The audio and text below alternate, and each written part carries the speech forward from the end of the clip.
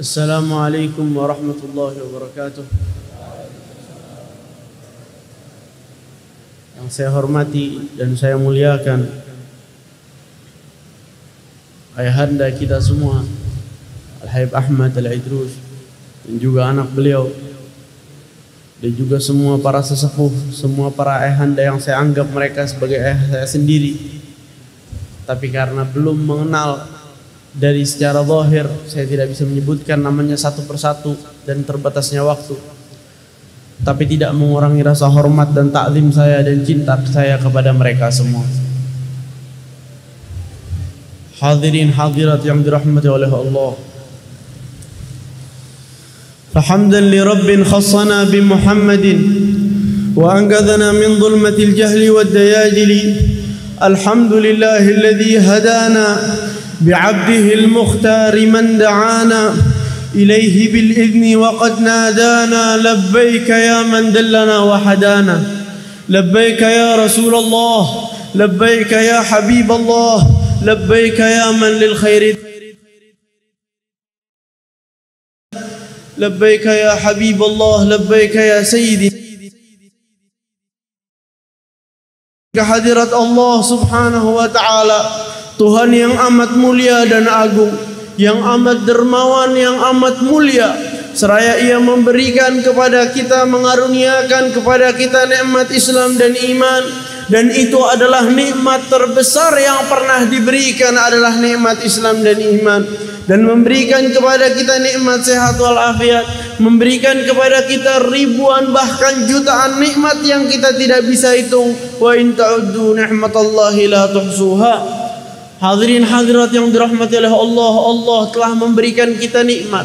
Allah telah mengaruniakan kita dengan mengumpulkan kita di tempat yang sangat amat mulia ini, di masjid yang sangat amat mulia ini, di tempat yang dibangun untuk menjadi tempat ibadah mendekatnya orang-orang kepada Allah, mencari kecintaan kepada Allah dan kepada Rasulnya Sayyidina Muhammad sallallahu alaihi wasallam Rasulullah, dan mengumpulkan kita di waktu yang sangat amat mulia juga, di waktu yang sangat amat agung juga, mengumpulkan kita di malam ini dan di 10 hari ini, ayyamul ashar, di mana hadis Nabi Muhammad sallallahu alaihi wasallam yang sahih diriwayatkan oleh puluhan dari para sahabat, dan salah satunya diriwayatkan oleh Sayyidina Imam Al-Bukhari wa Sayyidina Imam Muslim, dan puluhan ahli hadis lainnya meriwayatkan bahwa Rasulullah sallallahu alaihi wasallam bersabda, "Ma min ayyamin al-'amalu shalihu fiha ahabbu ila Allah min hadhihi al-ayyam, ay al-ayyam al-'ashr." Tidak ada hari-hari yang Allah lebih mencintai amal yang soleh selain hari-hari ini, yaitu hari 10 dari bulan ini. Hadirin hadirat yang dirahmati oleh Allah, lihatlah bagaimana cara Nabi mendidik kita, bagaimana cara Nabi berbicara dengan kita, menyampaikan sabda hadisnya kepada kita.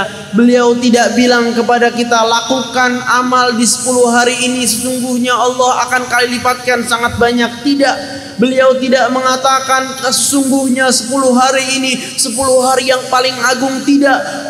Beliau sallallahu alaihi wasallam menyebutkan, ma min ayyam, sesungguhnya 10 hari ini amal soleh padanya adalah amal soleh yang paling dicintai oleh Allah subhanahu wa ta'ala. Mengajarkan kita bahwa dengan melakukan amal yang baik, kita beribadah bukan untuk mendapatkan pahala, bukan untuk menjauhkan diri kita dari neraka, bukan untuk sampai kepada surga, tapi untuk menggapai kecintaan dari Allah subhanahu wa ta'ala. Al-amalus salihu ahabbu ilallah, lebih Allah cintai, paling Allah cintai.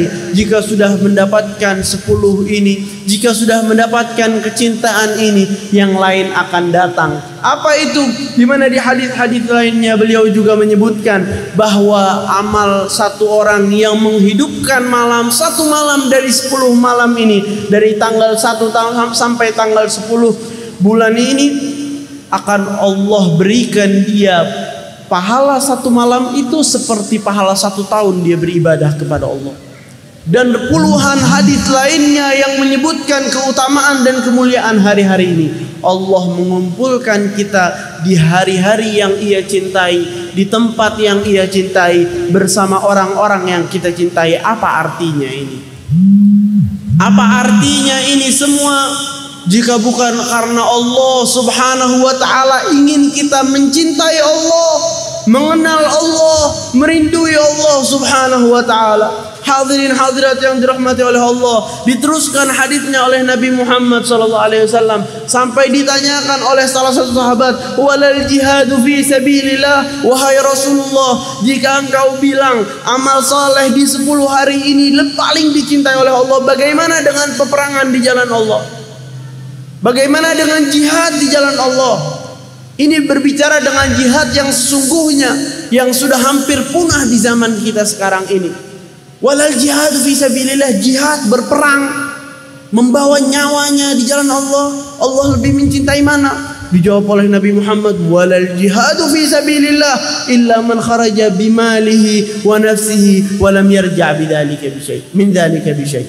Kecuali orang yang keluar dari rumahnya membawa hartanya, membawa nyawanya, dan dia kehilangan harta dan nyawanya di jalan Allah Subhanahu wa ta'ala, yang ikhlas untuk mengangkat kalimat la ilaha illallah Muhammad Rasulullah. Lihatlah bagaimana dermawannya Allah kepada kita. Apa kita mampu mengeluarkan semua harta kita dan nyawa kita berperang di jalan Allah Subhanahu wa ta'ala? Dan itu sudah tidak bisa di zaman ini. Tapi Allah gantikan dengan hari-hari di mana amal soleh lebih Allah cintai lagi dari hal-hal yang tadi saya sebutkan. Lihatlah bagaimana Allah membukakan pintu ini. Sesungguhnya hadirin hadirat yang dirahmati oleh Allah, Allah Subhanahu wa ta'ala mencintai para hambanya, mencintai para hambanya yang mendekatkan diri mereka kepada Allah dan mengetahui apa yang Allah inginkan dari mereka, mengetahui apa yang Allah sukai dari mereka, mengetahui apa yang Allah Subhanahu wa ta'ala perintahkan mereka. Allah Subhanahu wa ta'ala melihat kepada hati kita dan mengetahui apa niat kita. Di hadis Nabi Muhammad SAW beliau menyebutkan, innallaha la yanzuru ila suwarikum wala ila ajsamikum walakin yanzuru ila qulubikum wa a'malikum, wa fi riwayah yanzuru ila qulubikum wa niyatikum.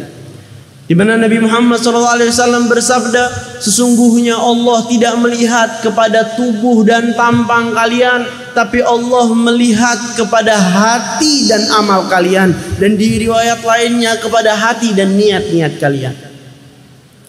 Hadirin hadirat yang dirahmati oleh Allah, bagaimana keadaan kita jika sekarang Allah memandang kepada hati kita? Bagaimana keadaan hati kita? Innal qalba mahal nadharir Rabb sallallahu alaihi wasallam. Rasul menyebutkan bahwa sesungguhnya hati ini tempat Allah memandang. Jadi bagaimana keadaan hati kita sekarang pada saat Allah memandang kepada kita? Bagaimana keadaan hati, bagaimana situasinya sekarang pada saat Allah memandang kepada kita? Apa itu baik? Apa itu membuat Allah ridha? Apa itu membuat Allah Subhanahu wa ta'ala gembira dan membuat Allah Subhanahu wa ta'ala cinta kepada kita? Apa sebaliknya? Wal'iyadu billah.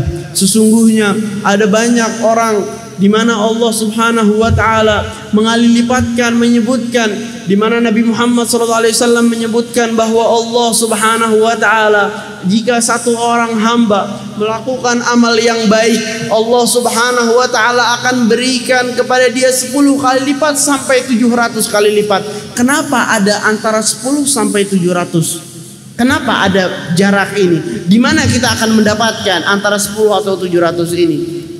Ini kembali kepada keadaan hati kita, karena Allah akan memberikan kepada kita bagaimana situasi hati kita.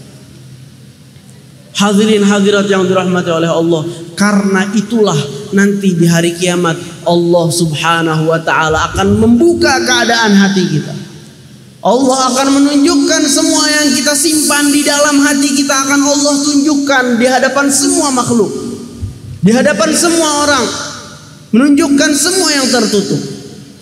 Di hari itu akan terlihat siapa yang hatinya selalu sibuk dan asyik dengan Allah, siapa yang hatinya selalu sibuk dan asyik dengan dunianya, siapa yang hatinya penuh dengan dengki, siapa yang hatinya penuh dengan kotoran-kotoran dosa, siapa yang hatinya sibuk dengan dunia, dan siapa yang hatinya sibuk dengan Allah Subhanahu wa ta'ala. Disitulah waktu beruntungnya orang-orang yang sibuk dengan Allah. Disitulah waktu beruntungnya orang-orang yang selalu mengingat Allah. Disitulah waktu beruntungnya orang-orang yang mengetahui, yang sibuk hidupnya bagaimana bisa mendapatkan cinta dari Allah Subhanahu wa ta'ala. Hadirin hadirat yang dirahmati oleh Allah, sesungguhnya Allah Subhanahu wa ta'ala berfirman di Al-Quranul Karim, Qul in kana aba'ukum wa abna'ukum ila an qala ahabbu ilaykum min Allahi wa rasulihi wa jihadin fi sabilihi fatarabbasu hatta ya'ti Allahu bi amrih.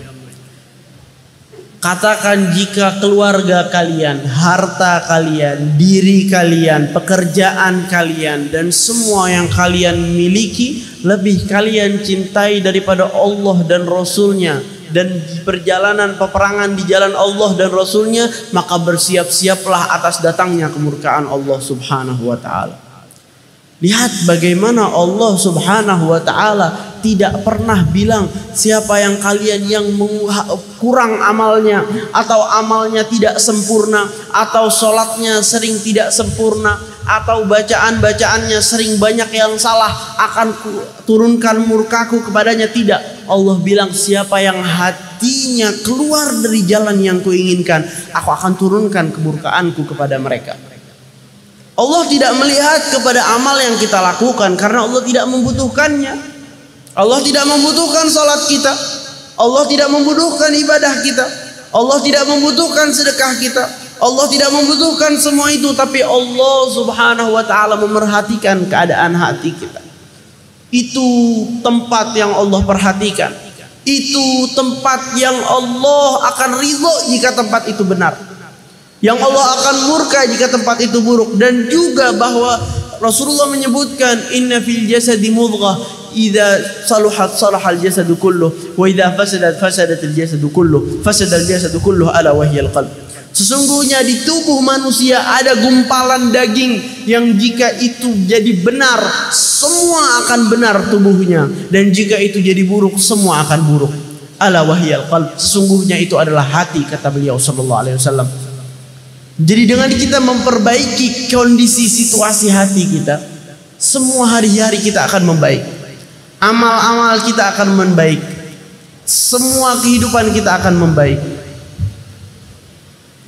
Hadirin hadirat yang dirahmati oleh Allah, sesungguhnya seorang yang hatinya sibuk dan tidak menyimpan cinta kepada Allah dan Rasulnya, dan sibuk dengan ahli dunia, maka nanti di akhirat tempat dia bersama ahli dunia.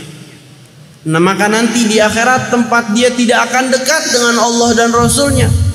Dan seorang yang di kehidupan di dunianya hatinya sibuk bagaimana mendekatkan dirinya kepada Allah, dengan kecintaan kepada Allah dan Rasulnya, dan menjalani sunnah-sunnah Rasulnya, dan selalu sibuk membersihkan hati tersebut dari semua bentuk kekejian, dari semua bentuk dosa dan maksiat, maka hati itu yang akan, pemilik hati itu yang akan diselamatkan oleh Allah di hari kiamat. Di mana di hari kiamat itu ada sekelompok orang-orang yang berada di tempat yang amat mulia dan agung.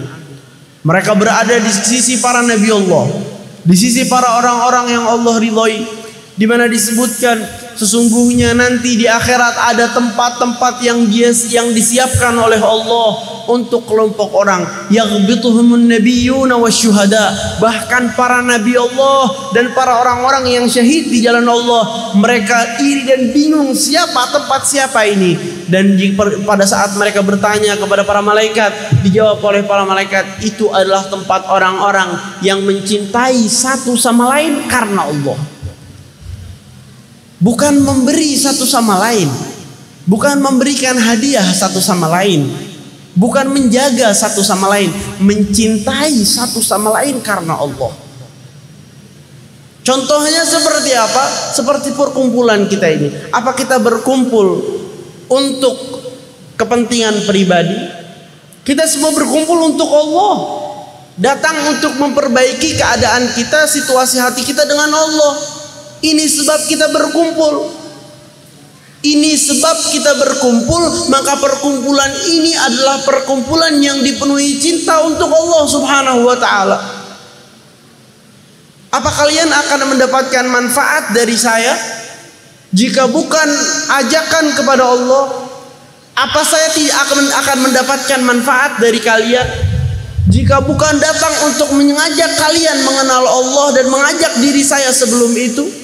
Ini sebab kita berkumpul. Ini sebab perkumpulan seperti ini akan selalu ada dan dijaga oleh Allah. Ini sebab pendiri perkumpulan ini, yaitu sosok Al-Habib Mundhir bin Fuad Al-Musawa, tidak padam cahayanya. Apinya terus menyala, benderanya terus berkibar sampai detik ini. Bahkan di masa hidup beliau belum pernah beliau mengadakan majelis Rasulullah atau kegiatan majelis Rasulullah di Lampung sini atau di banyak tempat-tempat, di banyak tempat-tempat lainnya, di banyak negeri-negeri lainnya di luar negeri. Beliau Habib Mundhir tidak pernah pergi ke negeri Hong Kong, tapi majelis Rasulullah di Hong Kong dihadiri oleh ribuan jamaah, ribuan. Beliau tidak pernah pergi ke Australia, tapi majelis Rasulullah di Australia sudah ada. Beliau tidak pernah pergi ke beberapa negara di dunia ini, tapi majelis Rasulullah di sana sudah ada. Bahkan di dalam negeri kita Indonesia yang kita cintai ini, banyak tempat didirikan majelis Rasulullah dan beliau belum pernah datang ke sana. Bagaimana di tempat beliau yang pernah beliau datangi, lebih dan lebih lagi. Ini contoh orang yang membangun kehidupannya atas dasar cinta kepada Allah, atas dasar hati yang betul-betul, hati yang jujur kepada Allah, tidak mencari dunia, tidak mencari harta, tidak mencari nama, tidak mencari pangkat dan kehormatan di antara orang lain. Ini adalah contoh yang ada di hadapan kita, yang kita berkumpul sekarang 9 tahun dari wafatnya beliau. 9 tahun. Kita bayangkan jika kita wafat 9 tahun setelah kita wafat, masih ada yang ingat dengan kita? Masih ada yang akan datang kepada kuburan kita atau membacakan Fatihah kepada kita? Mungkin keluarga kita juga sudah akan lupa. Ingat, oh fulan sudah wafat. Tapi ya sudah, wafat ya wafat. Apa yang mereka tinggalkan? Apa yang mereka untungi di dalam kehidupan mereka di dunia? Saya pernah mendengar dengan telinga saya sendiri omongan guru saya Sayyidi Al-Habib Umar bin Muhammad bin Salim bin Hafidh. Beliau menyebutkan Al-Habib Mundhir ini umur beliau wafat di umur yang pendek dan panjang, di waktu yang bersamaan. Kenapa? Karena beliau wafat di umurnya yang 40 tahun, tapi beliau mendapatkan dan melakukan di umur tersebut yang tidak bisa dilakukan oleh orang-orang yang berumur 50, bahkan sampai 60, bahkan 70, bahkan 80, bahkan seorang yang umurnya 90 tahun tidak melakukan apa yang beliau lakukan di 40 tahun ini. Ini contoh orang yang ikhlas kepada Allah. Ini contoh hati yang terikat kepada Allah. Ini contoh hati yang mencintai dan dicintai oleh Allah Subhanahu wa ta'ala. Dan jangan kalian kira yang maha memberi atau yang memberikan kepada beliau tidak bisa memberikan kepada kita. Mungkin kita tidak pantas mendapatkan pemberian dari Allah, tapi kedermawanan Allah pantas memberi kita orang-orang yang penuh dengan dosa. Mungkin dosa kita menutup kita, dan jika kita melihat kepada kondisi dan keadaan diri kita, kita tidak akan bisa sampai kepada apapun. Tapi jika kita melihat kepada luasnya pengampunan dan kedermawanan Allah, kita melihat bahwa kedermawanan Allah jauh lebih luas dari dosa-dosa kita. Jadi janganlah putus asa dari rahmat Allah. Janganlah putus asa dari pemberian Allah. Janganlah putus asa dari kasih sayang Allah. Allah Subhanahu wa ta'ala pernah berfirman kepada Nabi Daud alaihi salam dan menyebutkan kepadanya, ya Daud, law ya'lamul mudbiruna anni syauqi li inabatihim wa raghbati li taubatihim lataru syauqan ilayya hadha bil mudbirina anni fa kaifa bil muqbilina alayya. Wahai Daud, jika orang-orang yang yang berpaling dari aku, orang-orang yang tidak beriman dan tidak mengakui aku, orang-orang yang tidak bahkan menganut ajaran yang aku turunkan, jika mereka mengetahui rindunya aku, inginnya aku menerima taubat mereka, laqaru syauqan ilayya, mereka akan terbang karena cinta dan rindu kepada aku. Hadza bil mudbirina anni, ini terhadap orang-orang yang berpaling dariku. Bagaimana dengan orang-orang yang menghadap dan menginginkan aku? Ini pemberian Allah, ini luasnya kasih sayang Allah, ini luasnya kedermawanan Allah subhanahu wa ta'ala. Hadirin hadirat yang dirahmati oleh Allah, sesungguhnya jika kita akan melihat kepada luasnya kedermawanan Allah, mungkin semua orang ini akan masuk kepada rahmatnya, karena luasnya kedermawanan Allah subhanahu wa ta'ala. Hadirin hadirat yang dirahmati oleh Allah, jika orang yang berpaling dari Allah, Allah rindu kepada dia. Jika orang yang tidak beriman kepada Allah, Allah rindu dan cinta, ingin mengampuni dosa dia, menunggu kembalinya dia kepada Allah. Bagaimana dengan kita orang yang berkumpul di sini ingin mendekatkan diri mereka kepada Allah? Hadirin hadirat yang dirahmati oleh Allah, Nabi Muhammad pernah bercerita kepada para sahabatnya, memberikan mereka contoh, membawakan mereka cerita bahwa bayangkanlah ada satu orang, disebutkan oleh Nabi kepada para sahabatnya di waktu mereka berkumpul, ada satu orang yang sedang bepergian di gurun pasir. Dia tidak memiliki apapun kecuali dirinya dan hewan tunggangannya. Hewan tunggangannya di atas itu ada minumannya, air dia, harta dia, pakaian dia, semua yang dia miliki di atas hewan tersebut. Dia hanya jalan, di tengah-tengah perjalanan dia letih dan mau istirahat. Dia duduk dan istirahat. Waktu dia bangun dari tidurnya, dia lihat hewan itu sudah hilang. Dia tidak bisa jalan, dia tidak membawa air, dia tidak membawa makanan, dan gurun pasir itu sangatlah jauh. Terkadang kalau kita mau masuk menembus gurun pasir itu, naik mobil saja bisa 4 jam jalan di atas gurun tanpa berhenti. 4 jam. Bagaimana jalan dengan kaki atau dengan onta? Mungkin bisa 2-3 hari. Bahkan di beberapa tempat sampai 2-3 minggu. Bagaimana dia tidak punya makanan, tidak punya minuman, hanya ada pasir saja. Dan pada saat itu orang itu udah bingung, mencari di mana hewan dia ini. Air dia di situ, semuanya ada di situ. Dia sibuk mencari ke sana dan kemari, sampai dia tidak ada harapan lagi. Dia mencari, tidak mendapatkan hewan tersebut, tidak mendapatkan untanya. Dia duduk dan lelah sampai dia tertidur. Sebangunnya ia dari tidurnya, dia lihat hewan itu atau onta itu sudah berdiri di depan dia. Onta itu sama makanan yang ada di ontanya, sama minumannya, sama semua barang-barang yang ia miliki. Langsung ia pegang dengan erat onta itu, dan saking gembiranya dia berkata, "Wahai Allah, aku adalah Tuhanmu dan Engkau adalah hambaku." Dan omongan itu bukan karena dia menyebutkan itu, tidak. Saking gembiranya dia, otak dia sudah tidak bisa berpikir dengan normal lagi. Rasulullah berkata kepada para sahabat, "Hai para sahabatku, bagaimana menurut kalian dengan kondisi orang ini? Apa gembiranya orang ini?"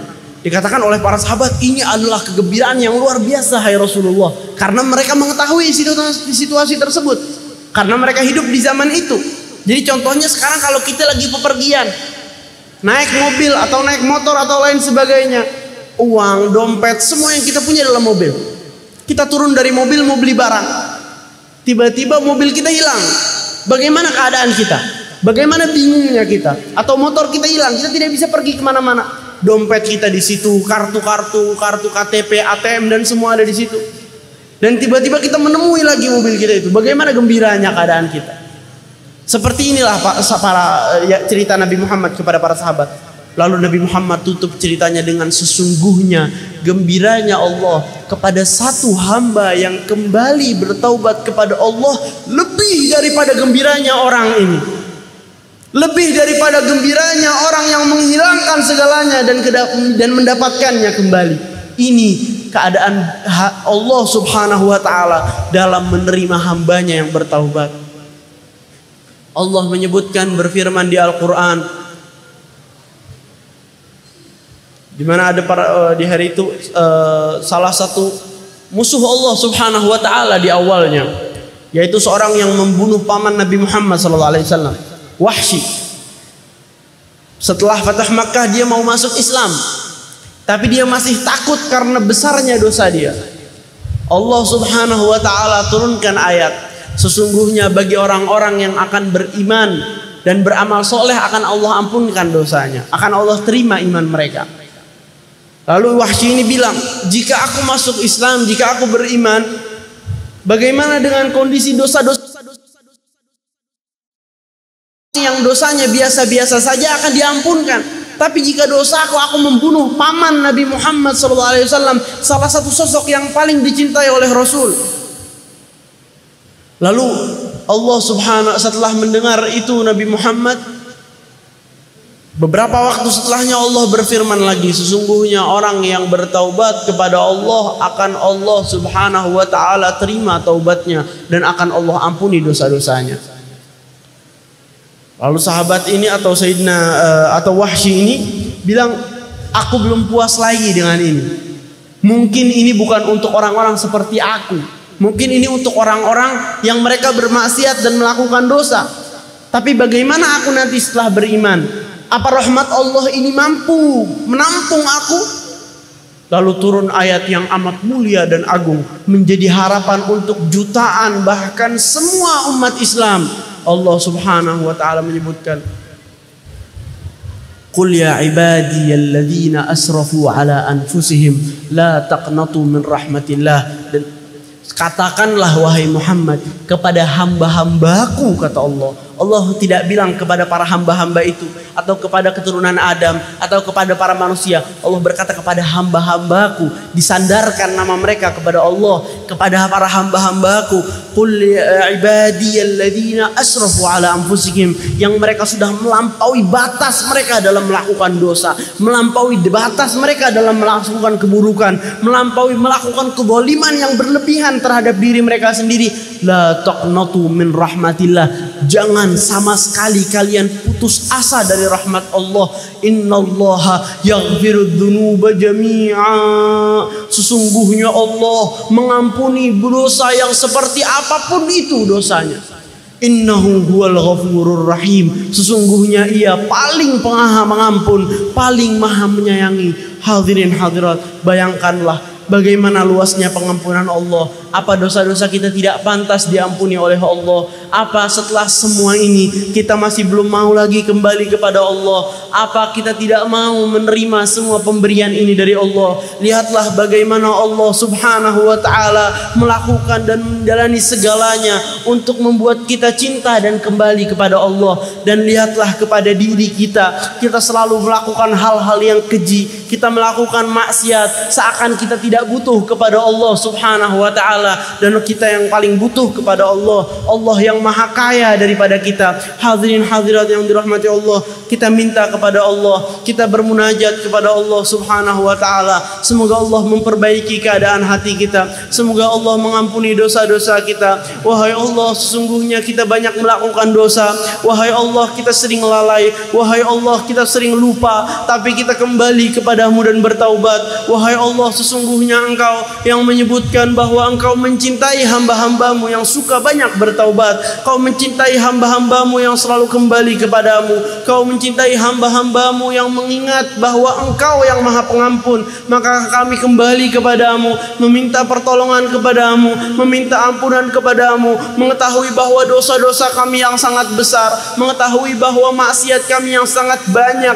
Tidak ada yang bisa mengampunkan selain Engkau, wahai Allah. Tidak ada yang bisa menyelamatkan kami selain Engkau, wahai Allah. Bagaimana nanti kami di hari kiamat? Bagaimana kami nanti di hari kesulitan itu? Di mana keadaan kami? Jangan masukkan kami, jangan permalukan kami di hadapan para makhluk-makhlukmu. Jangan permalukan kami, wahai Allah. Jangan permalukan kami, wahai Allah. Masukkan kami di kelompok orang-orang yang Kau ridhoi. Masukkan kami bersama kelompok Nabi Muhammad SAW. Masukkan kami kepada kelompok para guru-guru kami. Masukkan bersama kami orang-orang yang kami cintai, orang tua kami, keluarga kami. Wahai Allah, mungkin dari keluarga kami, kerabat atau orang yang kami cintai masih terjerumus dalam dosa, masih terjerumus dalam maksiat. Ampuni dosa dosa-dosa mereka, ampuni maksiat mereka, selamatkan mereka dari dosa, angkat keadaan mereka, turunkan hidayah kepada mereka. Wahai Allah, masih banyak dari umat Nabi Muhammad yang belum sampai kepada mereka, yang mereka belum mengetahui luasnya rahmat-Mu, mereka belum mengetahui luasnya pengampunan-Mu, mereka belum mengetahui luasnya kedermawanan-Mu, tapi mereka masih berpaling dari-Mu. Wahai Allah, beri mereka hidayah. Wahai Allah, beri mereka rahmat. Wahai Allah, beri mereka hidayah, dan beri hidayah kepada semua orang-orang yang belum mengenal-Mu, kepada semua orang-orang yang non-muslim. Wahai Allah, di malam ini kami meminta kepada-Mu, banyak hati yang belum beriman, kembalikan balik keadaan hati mereka, jadikan mereka orang-orang yang beriman. Turunkan hidayah kepada kami, kepada keluarga kami, tetangga kami, dan semua orang-orang di sekitar kami. Wahai Allah, jadikan semua amal-amal ibadah kami menjadi pembawa kami kepada kasih sayang-Mu, menjadi pembawa kami kepada rahmat-Mu, menjadi pembawa kami kepada kedekatan dengan-Mu, menjadi penjauh kami dari api neraka, menjadi penjauh kami dari segala keburukan, penjauh kami dari kemurkaan-Mu. Jadikan semua apa yang kita lakukan menggembirakan hati junjungan kita Nabi besar Muhammad SAW. Jadikan wahai Allah, pada saat sampai kepada beliau kabar tentang berkumpulnya kami di malam ini, buat beliau ridho, buat beliau gembira. Jadikan hati beliau, wahai Allah, tanamkan di hati kita ini cinta kepada beliau. Wahai Allah, tanamkan di hati kita cinta kepada beliau. Dan wahai Allah, dari luasnya kedermawanan-Mu, kami mau tempat di hati beliau. Kami mau beliau mencintai kita. Kami mau beliau mensyafaati kita. Kami mau beliau tidak melupakan kita di hari akhirat. Kami ingin beliau tidak melupakan kami di padang mahsyar. Kami ingin masuk bersama beliau, wahai Allah. Kami ingin dibangkitkan bersama beliau, wahai Allah. Kami ingin melalui jembatan sirat bersama beliau, wahai Allah. Bersama para guru-guru kami, bersama orang-orang yang kami cintai. Kami mau masuk kepada surga-Mu bersama Nabi-Mu Muhammad.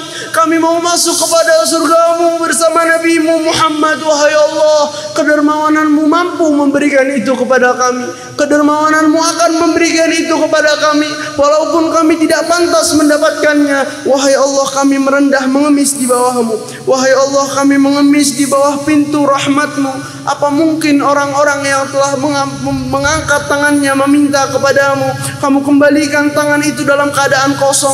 Sesungguhnya kau telah Nabi Muhammad telah menyebutkan kepada kami bahwa engkau malu jika seorang hamba mengangkat tangannya meminta dan kau kembalikan tangan itu tanpa mendapatkan apa-apa. Itu tidak mungkin, wahai Allah. Itu tidak mungkin oleh wahai Allah. Wahai Allah, kau taruh kami di sini meminta kepadamu. Kau tidak taruh kami meminta kepada para makhluk. Kau tidak lemparkan kami kepada tempat-tempat orang melakukan dosa. Kau taruh kami di tempat orang-orang yang meminta, menyeru kepadamu. Maka kami mengetuk pintu rahmat-Mu, kami mengetuk pintu hidayah-Mu, kami mengetuk pintu pengampunan-Mu, meminta, menyeru kepadamu, wahai Allah. Allahumma saffi qulubana 'anil syawaib wa nakiha an mujib al-khizya fil awaqib. Allahumma shfi mardana, afi mubtalana, aslih khafina wa badina ya rabbana ya wahib. Allahumma aslihna wa aslih man fi salahihi salahul islam wal muslimin. Allahumma la tuhlikna wa ahlik man fi halakihi salahul muslimin. Wa sallallahu wasallam ala sayyidina Muhammad nabiyil amin. Waj'al kulla a'malina musirratan li qulubi masyayikhina wa li qulubi sayyidina Muhammad sallallahu alaihi wasallam. Walhamdulillah rabbil alamin. Wassalamu alaikum warahmatullahi wabarakatuh.